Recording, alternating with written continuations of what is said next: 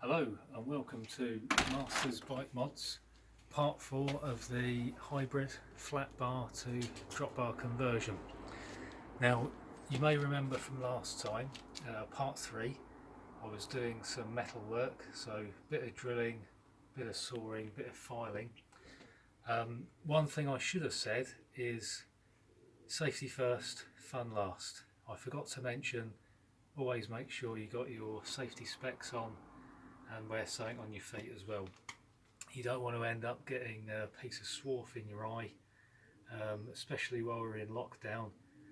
You don't want to put extra burden on the NHS, so just make sure you're careful when you're cutting metal.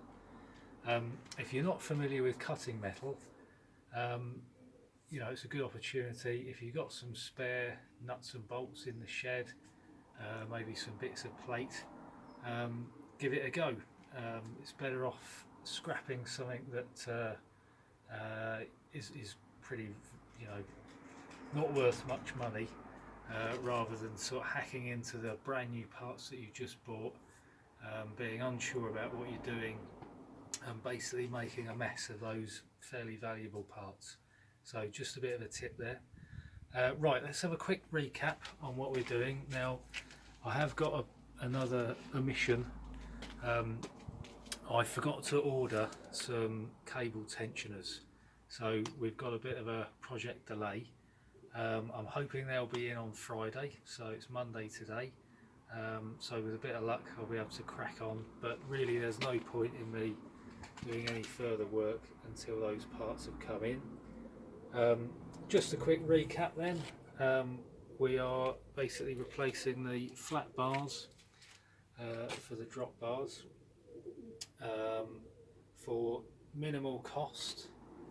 At the moment I have blown the £100 budget because I had to buy some cable tensioners, so at the moment we're on £103.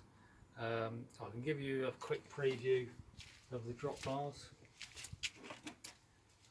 So you might remember these from part 2. We've got the bars and we've got the levers on there, and more importantly we've got both shifters on there, mounted to the stem. So they seem reasonably sturdy. So I've got the 9-speed shifter there, and this one is a friction shifter for the front crank gear. One thing to point out actually while I'm at it, the width of the shifters, the space between the shifters, you need to make sure that's wide enough to sit over the frame, because basically that's gonna mount on the stem there, and my gear shifts are going to cause the gears to go, the drop bar levers to pass the frame. So just make sure that spacing there is wide enough to do that. I could have put the levers sticking upwards. I didn't like the idea of that. I thought having the levers kind of poking up seemed not very aesthetically pleasing. So yeah, hopefully every job after this job will be pretty standard. No real proper Masters bike mods, just real assembly work.